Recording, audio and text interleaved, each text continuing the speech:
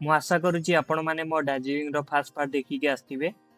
ଏଇଟା ତ ରହିଲା ଦାର୍ଜିଲିଂର ଲାଷ୍ଟ ପାର୍ଟ, ମାନେ ଏଇଟା ଲାଷ୍ଟ ପ୍ଲେସ୍ ଆମେ ଯୋଉଟା ଭିଜିଟ୍ କରିଥିଲେ ଯାଇକି। ସେଠି ଆମେ ବୁଦ୍ଧ ମନ୍ଦିର, ଏଇଟା ହେଉଛି ବୁଦ୍ଧ ମନ୍ଦିର। ଏଠି ଆମେ ପହଞ୍ଚିଲା ପରେ ମୁଁ ଆପଣଙ୍କୁ ଯେମିତି ଦେଖଉଛି, ଏଇଟା ସରାଉଣ୍ଡିଂଟା ଫାଷ୍ଟ ଦେଖେଇ ଦଉଛି। ତାପରେ ଯେମିତି ପୂର୍ବ ବ୍ଲଗରେ ମୁଁ କହିଦେଇଥିଲି କିଛି ସ୍ପେଶାଲ ଅଛି, ମାନେ ଆପଣମାନଙ୍କୁ ମଜା ଲାଗିବ। ସେଇଟା ହେଉଛି ଏଠି ହଉଥିଲା ଗୋଟେ ମ୍ୟାରେଜ। ମୁଁ ଗୁଗୁଲରେ ସର୍ଚ୍ଚ ମାରିକି ଦେଖିଲି, ମାନେ ବୁଦ୍ଧା ମନ୍ଦିରରେ ମ୍ୟାରେଜ କଲେ କ'ଣ ଅଛି, ଦେଖିଲା ବୁଦ୍ଧିଷ୍ଟ ୱେଡିଂ ଆଉ ଥିଲା ଧର୍ମ ୱେଡିଂ। ମାନେ ମୁଁ ତ ଯାହା ସବୁ ଗୁଗୁଲରେ ଯାହା ଜାଣିଲି ସେଇଆ କହିଲି। ଆପଣମାନେ ଯଦି ଜାଣିଛନ୍ତି ବୁଦ୍ଧା ମନ୍ଦିରରେ ବାହାଘର ହଉଛନ୍ତି ଯିଏ, ମାନେ ସେ ବିବାହକୁ କ'ଣ କୁହନ୍ତି ସେଟା ତ ମୁଁ ଜାଣିନଥିଲି, ମୁଁ ଗୁଗୁଲରେ ଯାହା ଆସିଲା କହିଦେଇଛି। ଆଉ ଏଠି ଆପଣମାନେ ଦେଖିଥିବେ ଆମେ ଜଷ୍ଟ ଯାଉଛେ, ସେଠି କିଛି ଆରମ୍ଭ ହେଇନଥିଲା। ଜଷ୍ଟ ଆମେ ମନ୍ଦିରକୁ ମୁଁ ଜଷ୍ଟ ମାନେ ଠାକୁରଙ୍କୁ ଦେଖା କରିବାକୁ ଯେ ବାହାରିଛି, ସେତେବେଳେ ତାଙ୍କ ମ୍ୟାରେଜଟା ଷ୍ଟାର୍ଟ ହେଇଯାଇଥିଲା।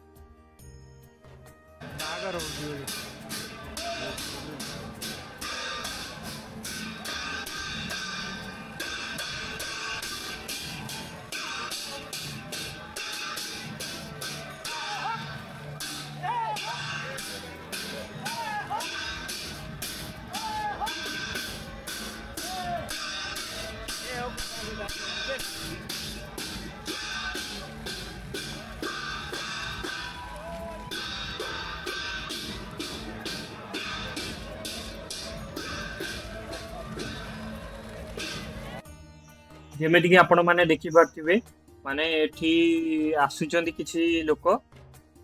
ଏଇଟା ମୁଁ ଗେସ୍ କରି କହୁଛି, ସେମିତି ମୁଁ ଜାଣିନି। ମତେ ଲାଗୁଛି ଝିଅ ପକ୍ଷ ବାଲା ଆସିଲେ।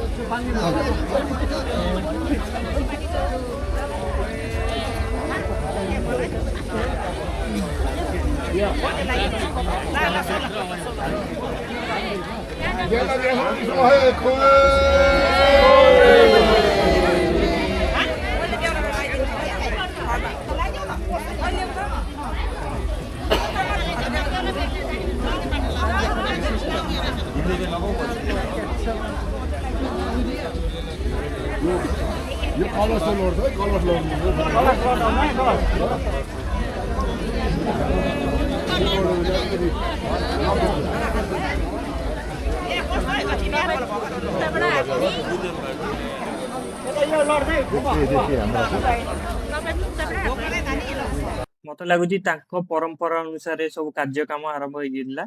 ଆଉ ପୁଅ ପାଖରେ ମଧ୍ୟ ମୁଁ ଦେଖିବାକୁ ପାଇଲି ମଦ ଥିଲା।